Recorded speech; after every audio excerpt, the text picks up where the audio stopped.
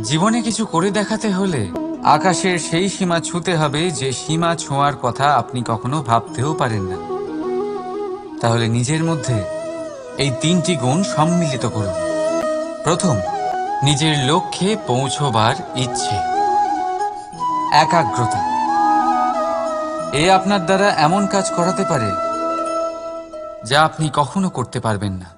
দ্বিতীয়, সাহস, সমস্যার সমাধান করার ক্ষমতা। এটা আপনার দ্বারা তাই করাতে পারে যা আপনি সত্যিই করতে চান। আর তৃতীয় হলো অভিজ্ঞতা। অভিজ্ঞতা আপনাকে বলে দেবে আপনার কি করা উচিত আর কি নয়। তাহলে যিনি ইচ্ছে, সাহস আর অভিজ্ঞতা, এই 3 গুণকে সম্মিলিত